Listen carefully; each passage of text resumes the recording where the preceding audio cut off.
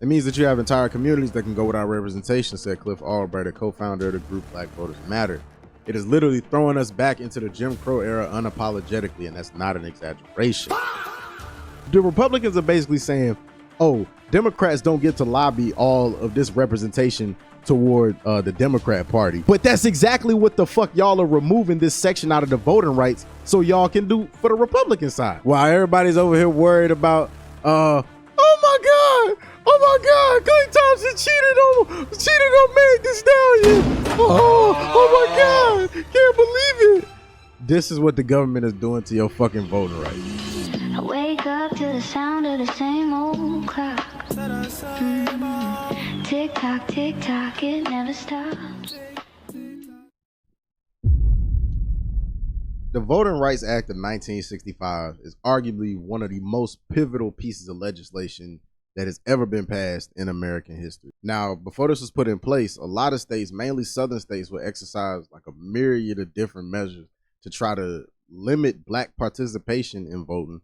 And not only that, limit the representation of the few black voters that actually were able to participate. Well, the Voting Rights Act implements protections against said disenfranchisement and attempts to establish equilibrium on the basis of race when it comes to voting. And over the years, the U.S. Supreme Court has bent over backwards trying to like just disembowel this piece of legislation section by section. And yesterday, the Supreme Court pretty much extracted what was the last little bit of strength that the Voting Rights Act had.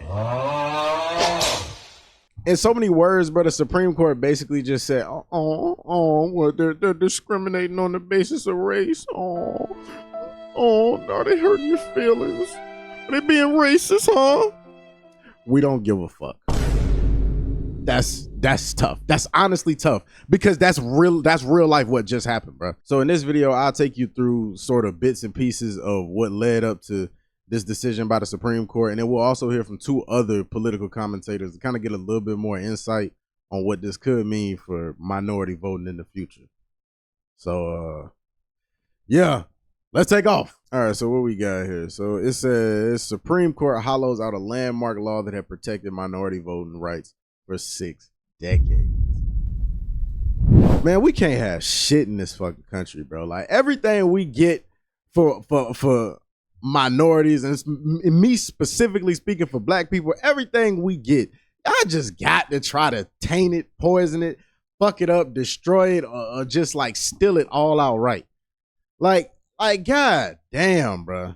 And what's the funny thing about this is that you will have decisions like this, and then conservatives will openly back a decision like this, and then on another hand claim that, like, oh yeah, man, I'm not a racist.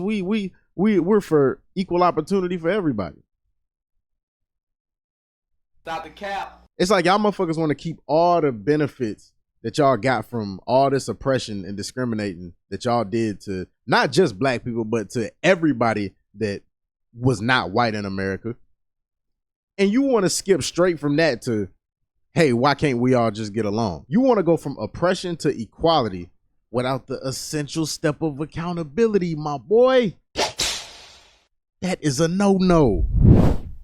But let's see what they say here, man. Let's go scroll down. This is a lot, so we're not going to read all of this, but we're just going to kind of highlight some of the key points. So we obviously know how this came to be. We know about how the Voting Rights Act was signed into pass. So let's actually check down here to see what's going on as of right now. So it says, on Wednesday, the Supreme Court knocked out a major pillar of the law that had been protected against racial discrimination in voting and representation. It was a decision that came more than a decade after the court undermined another key tenet of the law and led to restrictive voting.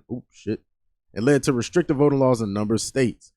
Voting and civil rights advocates were left fearful of what lies ahead for minority communities. It means that you have entire communities that can go without representation, said Cliff Albright, a co-founder of the group Black Voters Matter. It is literally throwing us back into the Jim Crow era unapologetically, and that's not an exaggeration. Kareem Creighton, vice president of the Brennan Center for Justice Washington's office, said the court's steady work to erode the Voting Rights Act, culminating in Wednesday's decision, amounted to burying it without a funeral. The Supreme Court ruling came in a congressional redistricting case out of Louisiana after the state created a district that gave the state its second black representative to Congress. Okay, it found the map to be an unconstitutional gerrymander because it took race into account to draw the lines. Hey, yo, what the fuck? Why? You know what? It's like, it's literally rules for thee, but not for me. Anytime Republicans are pointing the finger and saying, hey, you can't do that, it's like, nigga, I'm holding up a mirror to you. It's the same shit I was talking about in the last video, bro. The very section that this compromised far-right Supreme Court decided to remove from the Voting Rights Act that specifically protected against discrimination on the basis of race is the same thing that they're complaining about Democrats doing, but they are participating in themselves. Them actively doing this is them participating in what they're complaining about. The Republicans are basically saying, oh, Democrats don't get to lobby all of this representation toward the Democrat Party. But that's exactly what the fuck y'all are removing this section out of the voting rights so y'all can do for the Republican side. It does not. So like, this just goes to show us it don't matter what type of legislation we put in place. It doesn't matter what the movements we try to enact. It doesn't matter. Nothing matters, bro. You cannot try to operate in a civilized manner when you are dealing with uncivilized people. I don't know what it's going to take for the majority of America to understand this, because I still feel like a lot of America, a lot of the nation is still under this like wild delusion that we could somehow reason with this. We can somehow reason with this degree of evil and somehow like talk our way out of this, or we can vote our way out of this shit. Like, nah, bro, you got to bring some heat, bro. You got to fight fire with fire. Like, eventually turning the other cheek, that's just gonna get you killed. Like, yeah, you might be the good guy, you might be the one who tried to be compassionate and handle things the right way, but you also the one that's dead, and the evil, oh so big bad guy, he's still alive doing evil shit. So like, at what point do it become, I'm not in this video, I'm not publicly saying it's pitchfork time, I'm not saying that, but I'm just saying maybe it might be time for the American people to try something a little bit different, bro. Because obviously this shit ain't working. This shit ain't working. We see that they trying everything they can. Like I said, they bending over backwards to try to fucking eliminate all representation that don't represent them. And this will probably be the last part of this specific article we read before we go into these two reactions. Right here we see it says voting rights experts said the ruling leaves the Voting Rights Act only a shell of what it had been and will provide an open door for political map makers at every level, from local school districts to state legislatures to Congress, to undermine minority representation. We're witnessing the evisceration of America's greatest legislative landmark at the hands of a far-right Supreme Court.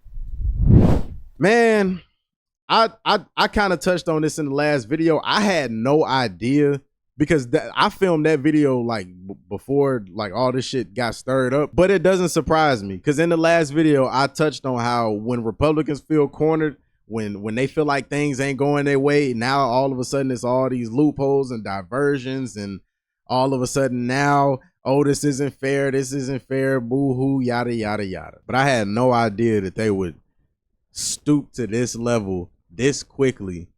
And we know that this is like a last ditch effort for them to try to gain Republican seats before the midterm.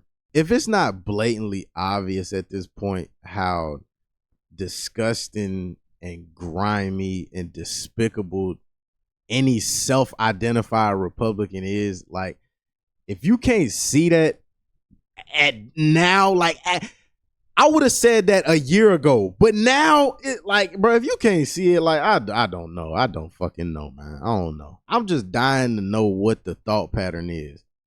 What messages are your neurotransmitters sending back and forth that let off the light bulb that told you representation equal for everybody?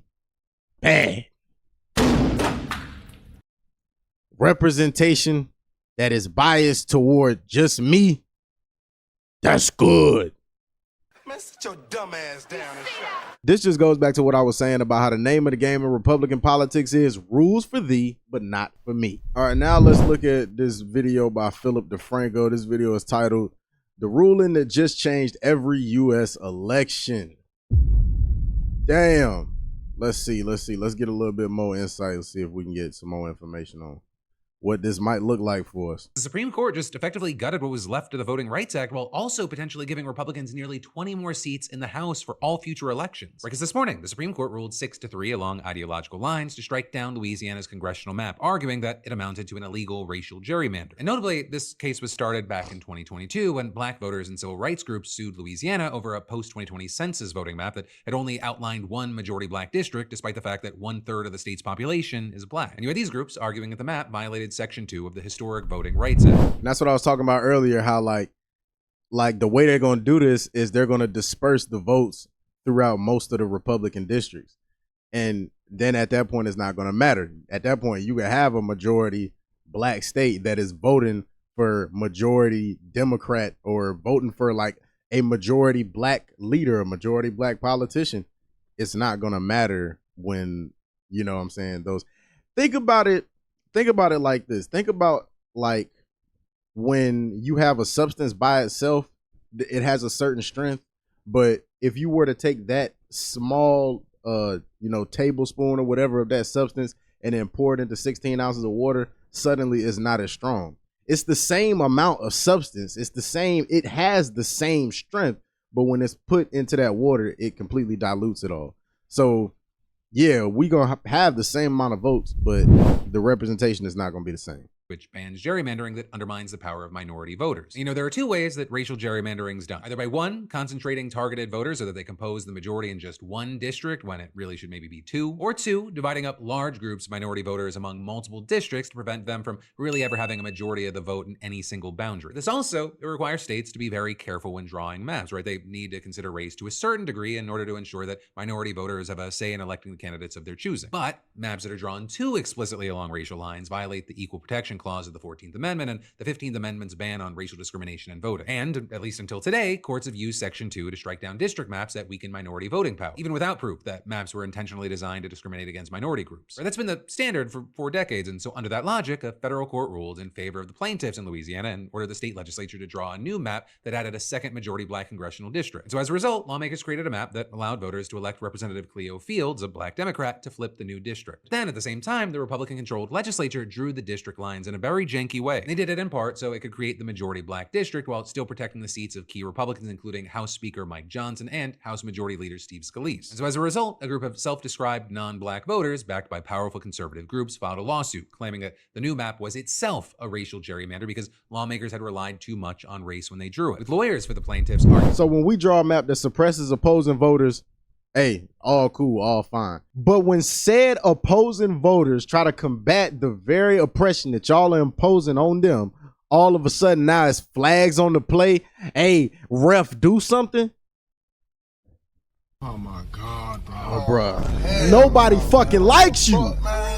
Get your ass on, bro. The decision effectively undercuts decades of precedent aimed at ensuring minority voters have an equal opportunity to participate in elections. Because like I noted earlier, for the last 40 years, district maps could be struck down if they diluted minority voting power, regardless of intent. But in the majority opinion, you had Justice Samuel Alito writing that challengers must show that a state intentionally drew district lines to discriminate against minority voters. But then also with this, you had Justice Kagan hitting back in her dissent, where she actually read from the bench in a rare move to show just how much she disagreed with the majority. And in it, you had Kagan arguing that in practice, the decision makes it nearly impossible to consider race at all when drawing up voting maps, and claiming that the court's decision will set back the foundational right Congress granted of racial equality and electoral opportunity. Now, all that said, very notably, the court did not strike down Section She know what she talking about. She know what she talking about entirely, which was a very unfortunately for us, though, 66% of our Supreme Court lacks the slightest ounce of just fucking common sense. But still, you have experts saying that this ruling effectively guts the VRA and makes it entirely toothless. And you've had many kind of expecting this, since for the last decade, the Supreme Court's been chipping away at key parts of the law, them slowly weakening it bit by bit. And in their dissent, you had the liberal justices arguing that today's decision, it removes the last remaining pillar that gave real power to a historic law that has dramatically helped increase minority representation in both state and federal offices. And we're not talking about a few districts here or there. I mean, one analysis found that by gutting Section 2, the Supreme Court could effectively give Republicans as many as 19 more more seats in the House. And you can bet your ass that Republicans have already been contingency planning for this outcome for a while now. But one of the questions is whether they could pull this off before the midterms. And while many states, they can't swing changes to their maps right now because their primaries have already happened, there are still plenty of others that could take action. We are now literally already seeing movement on this front. Just hours after the Supreme Court decision was released, both chambers of the Florida legislature approved a new map that could give Republicans as many as 4 new seats. Right, a huge victory for Ron DeSantis, who's led the redistricting campaign and used the likely dismantling of Section 2 as the main justification for his effort. Also, the governor of Mississippi, he's vowed to call lawmakers for a special session to redraw the state's map after the Supreme Court made its decision. And in a statement today, you had Alabama's Attorney General promising that the state would act quickly to ensure that our congressional maps reflect the will of the people, not a racial quota system the Constitution forbids. And that, it's just a start. All over the country, we are seeing Republican leaders calling for viable states to act before the midterms. I told you, bro. This is it. It's already fucking started, man. They already at it. Like, this shit ain't been in place 24 hours yet, dog. Right, but also, even if some states, they can't get together new maps before November, it's really just a matter of time. Very likely, they'll have them ready by 2028. And so the implications here for future elections, it's very scary for anyone that was kind of hoping to have a representative democracy. And very likely, we're just going to see states That's over with. gerrymandering. Hey, man, democracy is dead, man. It's over with. I think it's truly over with unless we as the people do something about it. We are our only hope. There's no relying on the government, bro. If you're still relying on the government, you are so dumb. You are really dumb. I'm just being honest. But shout out to Philip DeFranco for that insight. I actually didn't know. I just learned this. He put me on game this video. Because I'm not. I didn't realize that. I guess it kind of makes sense, but I never really thought about it like in my head. The Voting Rights Act applies to federal, state, local elections. That applies to all elections. That applies to voting, period. So that means like Republicans are gonna have the freedom to do this literally all across like every governmental plane. All right, so the next video is by Chris, forgive me if I say this name wrong, Saliza. This video is titled "A Single Supreme Court Ruling Just Flipped the Political Map." Now, we're not going to watch this whole video, but I want to just kind of touch on some of the highlights of it. We have major breaking news from the Supreme Court on this morning, Wednesday, April 29th, that could have an impact in the 2026 midterm elections, but definitely will have an impact in 2028, 2030, and 2032. So it's complicated. Let me first say that. It's complicated. I want to try to run through what it all means. Basically, it has to do with whether race can be considered in drawing congressional districts. All right, so the case in particular is Louisiana versus Calais. At issue was the lines, congressional district lines in Louisiana. But it goes back to the Voting Rights Act of 1965, and in particular a clause called Section 2, that says essentially that you are not allowed, that race has to be considered in the redrawing of lines, and that you are not allowed to dilute the opportunity of a racial minority to elect and have the kind of the power to elect who it wants to in congressional districts. Effectively, what it's done is create these majority minority districts in the South, where most of the South is obviously pretty Republican, but there are these enclaves largely built around cities that are majority minority districts that have been drawn to allow racial minorities, usually in the South, African Americans, to elect members, to be the dominant vote in electing members, and they usually elect black members of Congress. Okay. This ruling seems to say that is no longer a thing. That's basically what you need to know, and could have wide-reaching implications, because if you get rid of all the majority minority districts in the South, you're talking about a likely Republican gain of somewhere between 7 and 12 seats. I'm going to get into all of that. In 2022, Republican lawmakers in Louisiana produced a map that packed basically all the black voters in the state into a single district. Democrats, African-American Democrats, sued. A federal judge agreed with them that under Section 2 of the Voting Rights Act, that the map that the Republican legislature in Louisiana put in place, making only one black congressional district, one majority minority district, had diluted the ability of black leaders to elect to have the dominant voice in electing the candidate. Well, in 2024, then after that ruling, they're basically saying that what he just described, that situation, is basically in their eyes that ain't morally wrong no more. It's not morally fucked up to do that no more. They see no reason to have a rule against it. They actually see a better reason. Not only do they not see a reason for it to be there, they see a good enough reason to remove it from being there as a protection. What the fuck does that say about our Republican politicians? The lawmakers are the ones facilitating the disparities that these voters are fighting against. It's like they will impose their will on you, or they'll use something, they'll weaponize something against you, and then either hoard or try to outlaw any and all counterattacks. It would be like somebody setting you on fire and then making it illegal for you to have water to put yourself out. I know that's a wild ass example, but it's just like, that's literally what they doing. It's like they lighting your ass on fire and they hoarding all the water to themselves and saying you can't have none. It's like, yeah, we gonna do all this fucked up shit and we gonna try to disenfranchise you based on your race because we don't agree with you and we don't want you to have representation, yada, yada, yada. But also, when we try to fight that and say, hey, you have to look at race, now y'all want to say, hey, but it's not right. Y'all say y'all can't look at race. You can't look at race. That's not fair. You can't do that. But no. That is provided that everything is in a state of equilibrium.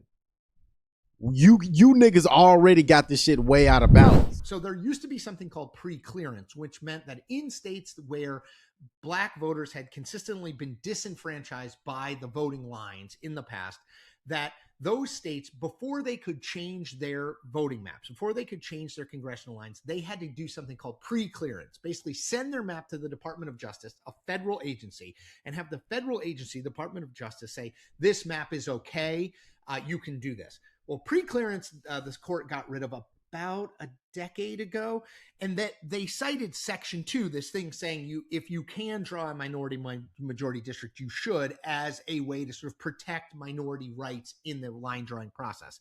Well, this appears to say that no longer holds. Again, the conservatives on the court are saying this is specifically about Louisiana. This is not necessarily a broad ruling about all of the Voting Rights Act, Section 2 districts in the southern states. Liberals on the court are saying, of course, it's going to impact these districts. So, yes, bro. Like, I hate when Republicans do that. I hate when Republicans try to act like they not doing something that they doing. You know, it's like a little badass kid that's running around with a can of spray paint and a box of matches, and his dumb ass literally got a lit match in his hand with his finger on the trigger, ready to goddamn blow his goddamn face off, and then out of nowhere, grandma screamed, "Hey!" and he just, what did I do? I fucking hate that shit. That shit is so goddamn annoying. I hate when kids do it. I really fucking hate when grown ass men do it. As many as a dozen majority-minority districts in the South could be eliminated, could be as few as 7, could be as many as 12 or 13. The elimination of those districts will almost certainly mean that they go from Democrat to Republican, right? That it's probably a net Republican 7 to net Republican 12 gain. The question, at least as it relates to right now, is can that be done before the 2026 midterms? As I said, in some states, sure, but in a state like Texas, it's already well past the deadline. So reopening the map, I think, would be basically impossible. But in 2028, you will see, if the states that don't redraw their maps right now, I think you will see them redraw their maps. And in 2030 and 2032, if the necessity of creating majority-minority districts when at all possible is gone entirely, and I think it is, but let's see how this plays out, is gone entirely, you will see all of these southern states that are controlled by Republicans try to draw maps that dilute the black vote and allow them to win more, Republicans to win more seats. It's a very big deal. Yeah, man. It's gonna be ugly because yeah, like I said, it's just gonna flood out a lot of the representation that's not white, bro. That's not white and rich and of status and Republican. And yeah, you see, like, even some of the comments are saying, like, see, I live in Illinois, and we have the most egregiously gerrymandered map in America. So long as politicians can draw their own map, it will always be rigged in one manner or another. That's the truth. It's time to ban gerrymandering. It's completely out of hand. I think once it gets to a certain point, they eventually will ban it once Republicans, like, once it's no longer a necessity for them. Because right now they still need it, because they don't fully have the control of every state to where they could just outright do away with gerrymandering and not have to worry about that coming back to bite them in the ass. So I think they're going to let this carry out, like he was talking about, through the 2028, through the 2032, through the 2032 election as well. And by that point, maybe around that time, maybe a little early, I think then you'll probably start to see Republicans start to lobby for, oh, okay, yeah, sure, maybe we can do away with gerrymandering now. Yeah, now that they fucking consolidated all the power amongst themselves. You won't ever have to vote again. What the fuck does that sound like to you? What does that sound like to you? Does that sound like democracy to you? And if you don't believe me, bro, like, just look, dog. Just look. Like, most of these red states ain't even red states. It's just fucking red government. That's it. Most of these places, bro, I guarantee you. Now, don't get me wrong. It's some of these places, the people, they really are voting this way, and it really is the majority of the districts that are voting this way. But there's a lot of bits and pieces up in here that's not being, like, a majority of the population is not being accurately represented or represented at all, for that matter, in their government. And this is as of 2026, and you can see they've already pretty much clearing most of the South right now. And like you say, this, theoretically speaking, could change between now and the midterms, but it's not very likely that it's going to sway in a very different direction. And then if it doesn't, I presume that this will only get worse as time goes on. That's pretty much the only way that this can go again. It can only go down from here. But yeah, man, so that's what's going on. That's what's happening. That's what's happening to your voting rights. While everybody's over here worried about, oh my God, Klay Thompson cheated on Meg Thee Stallion. Oh my God, can't believe it. This is what the government is doing to your fucking voting right. I don't know. This is just me trying to do my part, use whatever little voice I got to try to inform the people on what's going on, what's really happening around us, so that way we can try to do something about this, because this is our country. This is our government. These are the people in charge of the things that affect our lives, bro. We got to stop acting like we don't have a say in these things. You have more power than what you realize.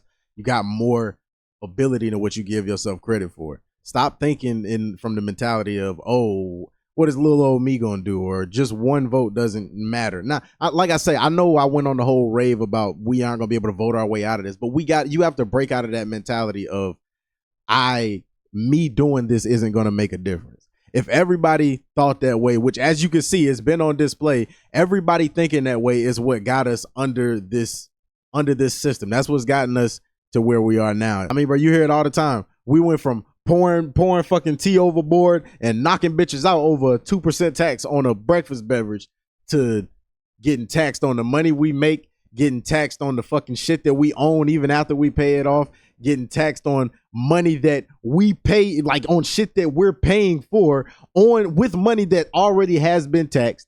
You get taxed on money you borrow. You get taxed on insurance. You get taxed if you late on a bill. When I build my retirement fund up and I decide, you know what, I'm ready to sit my ass down and enjoy this money, and I take my money out, I gotta pay taxes on that shit, man. Bitch, it ain't that much motherfucking taxes in the world. But that's all the facts I got for y'all today, man. Y'all let me know what y'all think down below in the comments. I'm gonna catch y'all in this video, man. One love. It's made.